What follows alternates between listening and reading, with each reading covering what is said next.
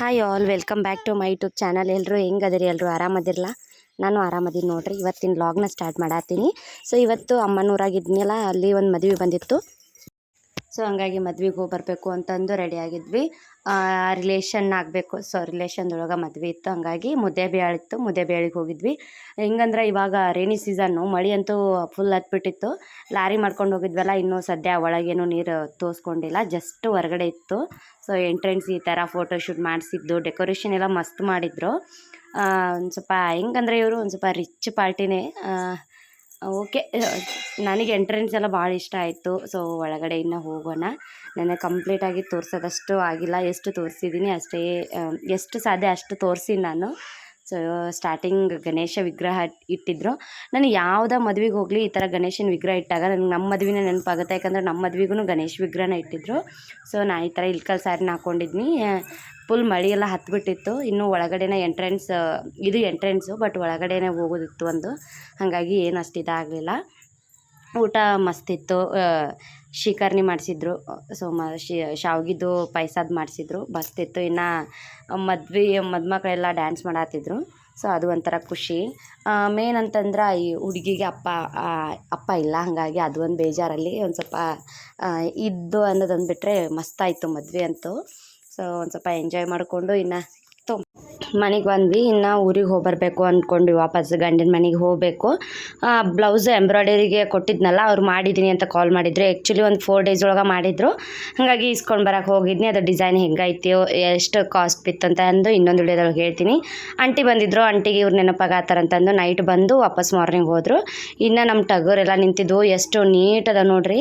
ನಮ್ಮ ಅಪ್ಪಾಜಿ ಹೆಂಗಂದ್ರೆ, ನಮ್ಮದು ಹಳಿ ಮನೆ ಎಲ್ಲ ಅವು ನಿಂದ್ರು ಜಾಗ ಪ್ರತಿಯೊಂದು ದಿನ ನೀರು ಹಾಕಿ, ಅದು ಕೆರ್ಕಲ ಇರುತ್ತಲ್ಲ, ಅದನ್ನು ತೊಗೊಂಡು ಕೆರೆದು ನೀಟಾಗಿ ಇಡ್ತಾರೆ. ಅಷ್ಟು ಸ್ವಚ್ಛ.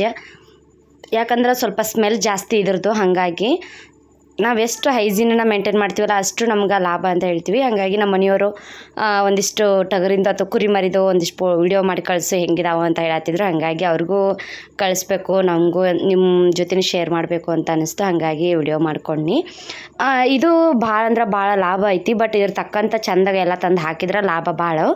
ಅಂದ್ರೆ ಅದಕ್ಕೆ ಫುಡ್ ಅಂತ ಸಿಗುತ್ತಾ, ಟಾನಿಕ್ ಸಿಗುತ್ತಾ. ನೆಕ್ಸ್ಟು ಈಗ ಹೊಟ್ಟಿರುತ್ತಲ್ಲ, ಒಂದು 4-5 ಥರದರ ಹೊಟ್ಟು ಹಾಕಬೇಕು. ಅವಾಗ ಮಾತ್ರ ಭಾಳ ಚೆಂದ ಬೆಳಿತಾವೆ. ತೊಗೊಂಡು ಬಂದಿದ್ದು ಒಂದು 7,000 ರೂಪಾಯಿ ಕೊಟ್ಟು ತೊಗೊಂಡ್ಬಂದಿವಿ ನಾವು ಒಂದೊಂದಕ್ಕೆ. ಈಗ ಅದು ಎಟ್ಲೀಸ್ಟ್ ನಾವು ಚೆಂದಾಗಿ ಮೇಯಿಸಿದ್ವಿ, ಒಂದು 5-6 ತಿಂಗಳ ಮೇಯಿಸಿದ್ವಿ ಅಂದರೆ ಎಟ್ಲೀಸ್ಟ್ ಒಂದು 30-35 ತನೂ ಹೋಗ್ಬೋದು. ನಮ್ಮ ಮೇಲೆ ಡಿಪೆಂಡು. ಇನ್ನು ಮನೆಗೆ ಆಮಿ ತೊಗೊಂಡು ಬಂದಿತ್ತು ಒಂದು ಹುಡುಗ. ಕಲ್ಲಾಮಿ ಇದು ಆ್ಯಕ್ಚುಲಿ ನೀರೊಳಗೇನೋ ಸಿಕ್ಕಿತ್ತಂತ ತೊಗೊಂಡು ಬಂದು ಕೊಡ್ತು ನಮ್ಮ ಮನೆಗೆ. ಆ ಹುಡುಗಗೆ ಒಂದು 20 ರೂಪಾಯಿ ಕೊಟ್ವಿ, ತೊಗೊಂಡು ಹೋಯ್ತು. ಒಂಥರ ಏನೋ ಖುಷಿ. ಮೊದಲೆಲ್ಲ ಆಮಿ ಅವು ಎಲ್ಲಾಡ್ತಿದ್ವಿ, ಇವಾಗ ಯಾರು ಸಾಕಲ್ಲ. ಹಂಗಾಗಿ ನಮ್ಮ ಚಂಪು ಡಿಂಪುಗೂ ಒಂದು ಸ್ವಲ್ಪ ತೋರಿಸ್ಬೇಕು ಅಂತಂದು ತೊಗೊಂಡು ಬಂದರು. ನನಗೆ ಭಯ. ನನಗೆ ಹೆಂಗಂದ್ರೆ ಮುಟ್ಟಕ್ಕೂ ಹೆದರಾತಿದ್ನಿ ನಾನು.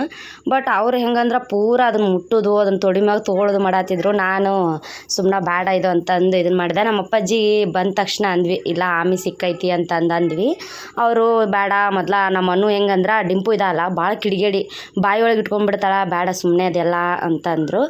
ಇನ್ನು ಅವ್ರಿಗೆ ಗೊತ್ತಾಗಲ್ಲ ಏನು ಹೆಂಗೆ ಅನ್ನೋದು. ಹಾಗಾಗಿ ಸುಮ್ಮನೆ ಬೇಡ ಇದು ಅಂತಂದು ವಾಪಸ್ಸು ಮಾರುತಿಗೆ ಹೇಳಿ, ಮಾರುತಿ ಅಂದರೆ ನಮ್ಮ ತಮ್ಮ, ಆಲ್ಮೋಸ್ಟ್ ಗೊತ್ತಿರುತ್ತಾ, ಅವ್ಗೆ ಹೇಳಿ ಹೊಲ್ದಾಗ ಬಿಟ್ಟು ಬಾ ಅಂತ ಹೇಳ್ತೀವಿ. ಹೆಂಗಿದ್ರು ಕಲ್ಲಾಮಿ ಎಲ್ಲ ನಡಿತೈತಿ ಅಂತಂದು. ನೋಡ್ರಿ ನಮ್ಮ ಚಂಪು ಒಂದು ಚೂರು ಹೆದರಿಕಿಲ್ಲ, ಅಷ್ಟು ಚಂದ ಮುಟ್ಟಾತಾಳೆ. ನನಗೆ ಭಯ. ಅದು ಗಾಡಿ ಮಾಡಿಬಿಟ್ಟಾಳಕ್ಕೆ, ಅಷ್ಟು ಚಂದ ಆಟ ಆಡತ್ತಾಳೆ. ನಾನು ಒಂದು ಸ್ವಲ್ಪ ಅದು ಗೋನ್ ತೆಗಿಬೇಕಾದ್ರೆ ನಂಗೆ ಭಯ ಆಯ್ತು. ಬಾ ಅನ್ನತ್ತಿದ್ನಿ ಅಷ್ಟೇ. ನೋಡ್ರಿ ನಾನು ಬಾ ಅನ್ನೋ ಬಂದುಬಿಟ್ಲು. ಮಾತೆಲ್ಲ ಕೇಳ್ತಾರೆ, ಏನಾದರೂ ಕೇಳಿದ್ರೆ ತೊಗೊಂಡು ಬರ್ತಾರಾ, ಬಾ ಅಂದ್ರೆ ಬರ್ತಾರೆ, ಕುಂದ್ರ ಅಂದ್ರೆ ಕುಂದಿರ್ತಾರ. ಏನೋ ವಸ್ತು ಇರಲಿ ಮನೆಯೊಳಗೆ ಸ್ವಲ್ಪ ಐಡೆಂಟಿಫಿಕೇಷನ್ ಮಾಡತ್ತಾರ. ಏನಿಲ್ಲ ಅಂದರೂ ನಮ್ಮ ಡೈಲಿ ಯೂಸಿನ ಏನೇನು ಇದಾವಲ್ಲ, ಬ್ರಷ್ ಆಯಿತು, ಮೊಲಾಮ್ ಆಯಿತು, ನೆಕ್ಸ್ಟು ಆಯಿಲ್ ಬಾಟಲ್ ಆಯಿತು, ಕೊಬ್ಬರಿ ಎಣ್ಣೆದು, ಏನಾದರೂ ಹೇಳಿದ್ರೆ ಬುಕ್ ಆಯಿತು, ಪೆನ್ ಆಯಿತು, ಸ್ಪೂನ್ ಆಯಿತು, ಇಂಥವೆಲ್ಲನೂ ಕಂಡು ಹೇಳ್ತಾರೆ. ತಂದು ಅಂದ್ರೆ ತಂದು ಕೊಡ್ತಾರೆ. ಮ್ಯಾಟ್ ಸರ್ಸೋದಾಯಿತು, ಖರ್ಚಿಪ್ ತರೋದಾಯಿತು. ಒಂದು ಸ್ವಲ್ಪ ನನಗೂ ಖುಷಿ ಈ ಥರ ನೋಡಿದಾಗ. ನನ್ನ ಮಕ್ಕಳು ಸಡನ್ನಾಗಿ ಇಷ್ಟು ದೊಡ್ಡವರಾಗ್ಬಿಟ್ರಲ್ಲ, ಐಡೆಂಟಿಫಿಕೇಷನ್ ಮಾಡುವಷ್ಟು ಅಂತ ಅನ್ಸುತ್ತೆ ಒಂದೊಂದು ಸಾರಿ. ಡಿಂಪು ನೋಡ್ರಿ ಡಿಂಪು ಸ್ವಲ್ಪ ಆಕಿ ಈ ಥರ ಕಿಡಿಗೇಡಿ ಇದ್ದಿದ್ದಕ್ಕೆ ನನಗೆ ಮೊದಲು ಅದನ್ನು ಕಟ್ ಕಳ್ಸಂತ ಹೇಳಿದ್ನಿ ನಾನು. ಚಂಪು ಏನೋ ಆಕಿ ಬಾ ಅಂದ್ರೆ ಬಂದುಬಿಡ್ತಾಳೆ, ಆಕಿ ಹಿಂಗಿಲ್ಲ, ಮುಟ್ಬೇಡ ಅಂದ್ರೆ ನೋಡಲ್ಲಿ ಹೋಗ್ರಿ ಹಿಂಗೆ ಬುಗೋಣ ಹಾಕ್ತಾಳೆ ಇಲ್ಲ ಅಂತಂದು. ಸೊ ಹಂಗಾಗಿ ಅದ್ರ ಭಯನೇ ಇತ್ತು ನನಗೆ, ಇವ್ರು ಏನು ಮಾಡ್ತಾರ ಅನ್ನೋ ಒಂದು ಭಯ. ಬಟ್ ಪ್ರಾಣಿಗಳಿರಬೇಕು ಮನೆಯೊಳಗೆ, ಎಲ್ಲ ಥರದ ಪ್ರಾಣಿಗಳಿಗೂ ಅವ್ರಿಗೆ ಪರಿಚಯ ಮಾಡಿಕೊಡ್ಬೇಕು ಮಕ್ಕಳಿಗೆ. ಸಾಕು ಪ್ರಾಣಿಗಳು ಯಾವ್ಯಾವ ಇರ್ತಾವಲ್ಲ ಆಲ್ಮೋಸ್ಟ್ ಸಾಕೋದ್ರಿಂದ ಹಳ್ಳಿಯೊಳಗೆಲ್ಲರೂ ನೋಡ್ತೀವಿ ನಾವು. ಬಟ್ ಸಿಟಿ ಒಳಗೆ ಇವೆಲ್ಲ ಸ್ವಲ್ಪ ರೇರು ಸಿಗೋದು. ಹಳ್ಳಿ ಒಳಗೆಲ್ಲ ಹೆಂಗಂದ್ರೆ ನಾವೆಲ್ಲ ನೋಡ್ರಿ ಈ ಥರ ಟಚ್ ಯಾರು ಮಾಡ್ತಾರೆ ಸಿಟಿ ಒಳಗಿರೋರು, ಎಲ್ಲೋ ಒಬ್ಬರು ಸೊ ಇದು ತನ್ನ ಪಾಡಿ ತಾವು ಹೊಂಟಿತ್ತು. ಆದರೆ ನಮ್ಮ ಟಗರ್ ಹತ್ರ ಹೋಗ್ಬಿಟ್ಟಿತ್ತು. ನಮ್ಮ ಟಗರು ಗುದ್ದಿ ಎಷ್ಟೊತ್ತನ ಇದನ್ನು ಮಾಡ್ತು. ನಾನೇ ಏನಾದರೂ ಪಾಪ ಸುಮ್ಮನೆ ಅಂತಂದು ನಮ್ಮ ತಮ್ಮ ಕಲ್ಲ ಮೆದು ಏನು ಮಾಡಿದ್ರು ಇದಾಗಲ್ಲ ಅದು ಹೋಗು ಅಂತನತ್ತ. ಇನ್ನು ನಮ್ಮ ಮರಿ ನೋಡ್ರಿ ಮೊನ್ನೆ ಆಡಿದಿತ್ತಲ್ಲ 1 ವೀಕ್ ಆಯಿತು. ಮರಿ ಎಷ್ಟು ಕ್ಯೂಟ್ ಅದಾವು, ಭಾಳ ಹೈಟ್ ಇದಾವು. ಅದು ಒಂದು ನೋಡೋಕೆ ಏನೋ ಹಳ್ಳಿ ಜೀವನ ಭಾಳ ಅಂದ್ರೆ ಭಾಳ ಚಲೋ ಇರುತ್ತೆ. ಯಾವುದೂ ತಂಟಿರಲ್ಲ ತಗಲಿರಲ್ಲ ಅಂದ್ರೆ ಆರಾಮ್ ಜೀವನ. ನಾವಾಯಿತು ಕುರಿ ಮರಿ ಆಡು ಮತ್ತು ನಮ್ಮ ಹೊಲಕ್ಕೆ ಹೋಗೋದು, ಹೊಲದಾಗ ಕೆಲಸ ಇಲ್ಲ ಅಂದರೆ ಯಾರಾದರೂ ಕೆಲಸಕ್ಕೆ ಕೇಳ್ಕೊಂಡು ಹೋಗೋದು ಜೀವನ ಅದ ಭಾಳ ಚಲೋ. ಈ ಹಳ್ಳಿ ಒಳಗೆ ನಮ್ಮ ಸಿಟಿ ಒಳಗೆ ಹೆಂಗಂದ್ರೆ ಮನೆಯೊಳಗೆ ಕುಂತು ಏನು ಮಾಡಿದ್ರು 24 ತಾಸು ಮೊಬೈಲ್ ಹಿಡ್ಕೊಂಡು ಸರ್ಸೆ ಆಡಿದ್ರು ನಮ್ಗೆ ಜೀವನಕ್ಕೆ ಸಮಾಧಾನ ಇರಲ್ಲ. ಬಟ್ ಹಳ್ಳಿಯೊಳಗೆ ಹಂಗಿಲ್ಲ, ಒಂದು 5 ನಿಮಿಷ ಹೊಲಕ್ಕೆ ಹೋಗಿ ಬಂದರೆ ಎಷ್ಟೋ ಸಮಾಧಾನ ಆಗುತ್ತೆ. ಹಾಗಾಗಿ ಇನ್ನು ನಮ್ಮ ಮನೆಗೆ ಹೇಳುವ ಬಂದಿದ್ದರು. ಹಂಗಾಗಿ ಅವ್ರು ಓದ್ತಿರ್ಬೇಕಾದ್ರೆ ನಮ್ಮ ಮೈ ಜುಮ್ ಅನ್ಸುತ್ತೆ, ಹಂಗೆಲ್ಲ ಓದಾತಿದ್ರು. ಒಂದ್ಸರಿ ಕೇಳ್ಕೊಂಬಂದ್ಬಿಡ್ರಿ. ಕಾಲಕ್ಕೆ ನೋಡ್ರಿ ತೆಳಗಾಡಿ ಸೀಮೆಯಿಂದ ಬಂದು ಅನ್ನೋ ಕಾಲಕ್ಕೆ ತೆಳಗಾಡಿ ಅವರಂತ ಹೆಸರು ಬೀಳುತ್ತಿದ್ದವಂತ್ರಿ. ಎಲೆ ನೋಡ್ರಿ ಆಗಲಿಪ್ಪ, ಎಲೆ ನೋಡ್ರಿ ಕಲ್ಯಾಣ ಆಗಲಂತೇನ, ಎಲೆ ನೋಡ್ರಿ ಅವರು ಭೀಮವ್ರವ್ರು ಒಳಗ ಅಮ್ಮನಪ್ಪ ಜೈಬರಿ ಹೆಂಡ್ರ ಬಸಮ್ಮ ನೋಡ್ರಿ, ಎಲ್ಲಿ ಬಾಲಮ್ಮನವ್ರಂತೀಪ ಬಸಮ್ಮನ ಹೊಟ್ಟಿ ಒಳಗ ಹುಟ್ಟಿದವರ ನೋಡ್ರಿ. ಗೌರಮ್ಮನವರ ಬಳಗಂತೀಪ ಸಂಗಪ್ಪನವರು, ಹನುಮಂತಪ್ಪನವರು, ಮಾರ್ಯಪ್ಪ ಜಾರ ಬಳಗ ಮಾರ್ಯಪ್ಪ ಜನಿಂಗಮ್ಮ ತಾಯಿ ಬಳಗ ಬೇಲಿ, ಯಮನವರಪ್ಪನವರ ಬಳಗ ಗೌರಮ್ಮನವರ ಮನ್ನೇರ ಕೊಟ್ರ ಗಂಗಮ್ಮನವರ ನೋಡ್ರಿ ಎಲ್ಲಿವನ, ಎಲೆ ನೋಡ್ರಿ ಕಲ್ಯಾಣ ಆಗಲಿಪ್ಪ ಇನ್ನು ಶಬ್ಬಣಿಸಿ ಕೊಟ್ಟದ ಬಸಮ್ಮನವರ ದಮ್ಮೂರು ಕೊಟ್ರ ಅಮ್ರಮ್ಮನ ಮಣ್ಣೇರಳ ಹನುಮಮ್ಮನ ದಮ್ಮೂರ, ಆದಪ್ಪನವರ ರಾಮನ ಸೌಕಾರ ಬಳಗ ರಾಮನ ಸೌಕಾರ ಬಳಗ ನನ್ನ ಗಂಗಮಾಳಮ್ಮ ತಾಯಿ. ಸೊ ಅವರು ನಮ್ಮ ಹಿನ್ನೆಲೆ ಎಲ್ಲ ಹೇಳ್ತಿದ್ರಲ್ಲ. ಫಸ್ಟ್ ನಮ್ಮದು ತಳಗಡೆ ಅಂತ ಅಡ್ರೆಸ್ ಇತ್ತು, ಅದು ಯಾಕೆ ಬಂತು ಅಂತ ಹೇಳಿದ್ರು. ನೆಕ್ಸ್ಟು ಮಾರಪ್ಪನವ್ರು ಅಂತ ಯಾಕೆ ಬಂತು ಅಂತ ಹೇಳ್ತಿದ್ರು. ಅದನ್ನು ಕೇಳಬೇಕಾದ್ರೆ ನಾನು ಕೇಳಿರಲಿಲ್ಲ, ಬಟ್ ಕೇಳಬೇಕಾದ್ರೆ ಮೈಯೆಲ್ಲ ಜುಮ್ ಅಂತಿತ್ತು, ರೋಮಾಂಚನ ಹಂಗಾಗತ್ತಿತ್ತು. ಅವರಷ್ಟು ನೀಟಾಗಿ ಓದ್ತಾರೆ. ಸೊ ಇನ್ನು ಇವತ್ತು ಫಿಶ್ ಫ್ರೈ ಮಾಡಬೇಕು ಅಂತ ಅನ್ನಿಸ್ತು, ಭಾಳ ದಿನ ಆಗಿತ್ತಲ್ಲ. ಹಂಗಾಗಿ ಫಸ್ಟು ಫಿಶ್ನ ಎಲ್ಲ ಸ್ವಚ್ಛಗೆ ತೊಳ್ಕೊಂಬಂದುಬಿಡ್ರಿ. ಒಂದು ಸ್ವಲ್ಪ ಉಪ್ಪು, ಒಂದು ಸ್ವಲ್ಪ ಅರಿಶಿನ ಪುಡಿ ಹಾಕಿ ಒಂದು 5 ನಿಮಿಷ ನೆನೆ ಇಟ್ಬಿಟ್ರೆ ಸಾಕು. ಸೊ ನೀರನ್ನ ಬೆಸೋದು ಈ ಥರ ಇನ್ನು ರೆಡಿ ಮಾಡತ್ತೀನಿ ಕೋಟಿಂಗಿಗೆ. ಒಂದು ಸ್ವಲ್ಪ ಖಾರದ ಪುಡಿ ಹಾಕೊಳತ್ತೀನಿ, ಒಂದು ಸ್ವಲ್ಪ ಅರಿಶಿನ ಪುಡಿ. ನೀವು ತವಾ ಫ್ರೈ ಅಂದರೆ ನಾನು ರವಾದ್ದು ತವಾ ಫ್ರೈ ಮಾಡ್ಬೇಕು ಅನ್ಕೊಂತೀನಿ, ಹಾಗಾಗಿ ರೆಡಿ ಮಾಡ್ಕೊಳತ್ತೀನಿ. ನೀವು ಡೀಪ್ ಫ್ರೈ ಮಾಡೋರಿದ್ರೆ ಒಂದು ಸ್ವಲ್ಪ ಶುಂಠಿ ಬೆಳ್ಳುಳ್ಳಿ ಪೇಸ್ಟ್ನ ಅವಾಯ್ಡ್ ಮಾಡಬೇಕಾಗತ್ತೆ ಅಷ್ಟೇ. ಅದು ಹಾಕಿದ್ರು ಬರುತ್ತಾ, ಬೇಸನ್ ಹಾಕಿದ್ರೆ ಇನ್ನೂ ಚಲೋ ಬರುತ್ತೆ ಅಂತ ಹೇಳ್ತೀನಿ. ಇನ್ನು ಗರಂ ಮಸಾಲ ಹಾಕತ್ತೀನಿ. ಸೊ ಒಂದು ಸ್ವಲ್ಪ ಶುಂಠಿ ಬೆಳ್ಳುಳ್ಳಿ ಪೇಸ್ಟ್ ಅಲ್ಲ ಪೇಸ್ಟ್ನ ಹಾಕತ್ತೀನಿ ನಾನು. ಇದನ್ನು ನಮ್ಮ ಮನೆಯವ್ರು ಕ್ಯಾಂಟೀನಿಂದ ತೊಗೊಂಡು ಬಂದರು ಅಂತ ಹೇಳಿದ್ನಿ. ಭಾಳ ಅಂದ್ರೆ ಭಾಳ ಚಲೋ ಐತಿ. ಬಟ್ ಏನಂದ್ರೆ ಒಂದು 10 ಸತ ಯೂಸ್ ಮಾಡಿದರೆ ಸಾಕು, ಆಗ್ಬಿಡುತ್ತಾ ಅಷ್ಟೇ. ಇನ್ನು ಒಂದು ಸ್ವಲ್ಪ ನಾನು ಹುಳಿಗೋಸ್ಕರ ಒಂದು ಹಾಫ್ ನಿಂಬೆಹಣ್ಣನ್ನ ಹಿಂಡಾತೀನಿ.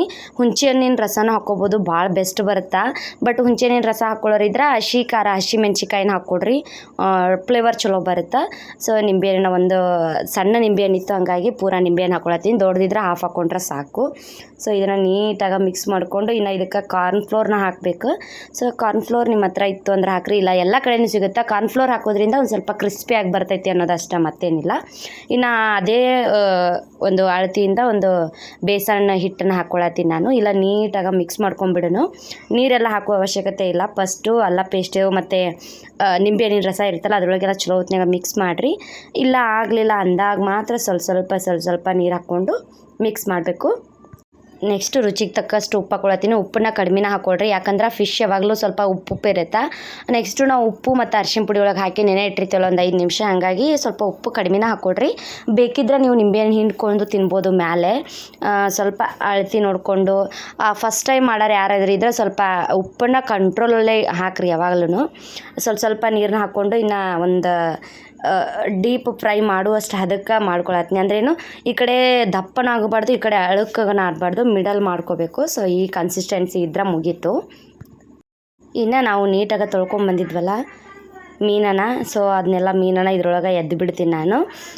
ಒಂದೊಂದೇ ಮೀನನ್ನು ಕರೆಕ್ಟಾಗಿ ಮಸಾಲೆ ಹಚ್ಚಬೇಕು. ಹಿಂದೆ ಮುಂದೆ ಮತ್ತು ಮಿಡಲೆಲ್ಲ ಇದಾಗಿರೋದು ಕಟ್ ಮಾಡಿ ಕೊಟ್ಟಿರ್ತಾರಲ್ಲ ಅಲ್ಲೆಲ್ಲ ಮಸಾಲೆ ಹೆಚ್ಕೊಂಡು.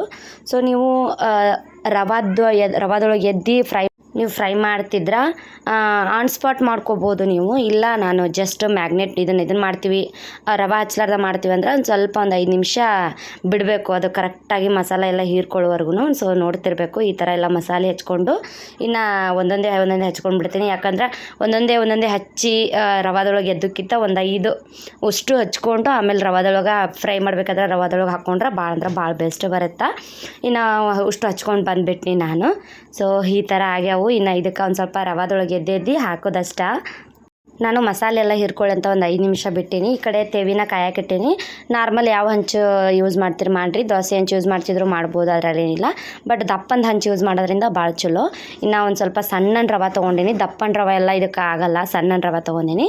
ಒಂದು ಸ್ವಲ್ಪ ಡೀಪ್ ಫ್ರೈ ಮಾಡತ್ತಿಲ್ಲ ನಾನು, ಜಸ್ಟ್ ತವಾ ಫ್ರೈ ಮಾಡತ್ತಿಲ್ಲ, ಹಾಗಾಗಿ ಎಣ್ಣೆ ಜಾಸ್ತಿ ಬೇಕು ಅನ್ನೋ ಅವಶ್ಯಕತೆ ಇಲ್ಲ. ಸೊ ರವಾದೊಳಗೆ ಎದ್ದು ಈ ಥರ ಹಾಕ್ಬಿಟ್ರೆ ಮುಗೀತು. ಇನ್ನು ಇದನ್ನು ಸೈಡ್ ಮಾಡ್ಕೊಳ್ಳೋದು. ಈ ಸೈಡ್ ನಾನು ಒಂದು ಹಾಳಿ ಇಟ್ಕೊಂಡು ಎಣ್ಣೆ ಎಲ್ಲ ಹೀರ್ಕೊಳಕ್ಕೆ ಈ ಥರ ಹಾಕತ್ತೀನಿ.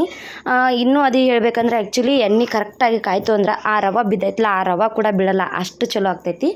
ಸೊ ಇನ್ನು ಫೈನಲಾಗಿ ಫಿಶ್ ರೆಡಿ ಇವತ್ತಿನ ಊಟಕ್ಕೆ. ಬರ್ರಿ ಇವತ್ತು ಫಿಶ್ ತಿನ್ನೋಣ. ಯಾರ್ಯಾರಿಗೆ ಫಿಶ್ ಇಷ್ಟ ನಂಗೆ ಕಮೆಂಟ್ ಒಳಗೆ ಹೇಳ್ರಿ. ನನಗಂದ್ರೂ ಭಾಳ ಇಷ್ಟ, ಬಟ್ ನಮ್ಮ ಮನೆಯವ್ರು ಬಂದಾಗ ಭಾಳ ಈಗ ಇಲ್ಲಾರ್ದಾಗಿಲ್ಲ.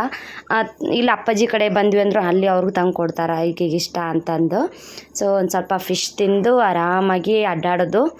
ಒಂದು ಸ್ವಲ್ಪ ಈಗ ಮಳೆಗಾಲಲ್ಲ, ಏನಾದರೂ ಕರುಮ್ ಬೇಕು ಅನಿಸುತ್ತೆ. ಹಂಗಾಗಿ ಫಿಶ್ ಫ್ರೈ ಭಾಳ ಬೆಸ್ಟು ಈ ಒಂದು ಇದಕ್ಕೆ ಕ್ಲೈಮೇಟಿಗೆ ಹಾಗಾಗಿ ಮಾಡ್ಕೊಂಡು ತಿನ್ನತ್ತಿದ್ವಿ. ಇನ್ನೊಂದು ಸ್ವಲ್ಪ ಸೈಡ್ ಒಳಗೆ ಜ್ಯೂಸ್ ಮಾಡಬೇಕು ಅಂತಂದು ಒಂದು ಆ್ಯಪಲ್ ಜ್ಯೂಸನ್ನ ಮಾಡಿದ್ದೆ, ಮಿಲ್ಕ್ ಶೇಕ್ ಮಾಡಿದ್ವಿ ನಾವು.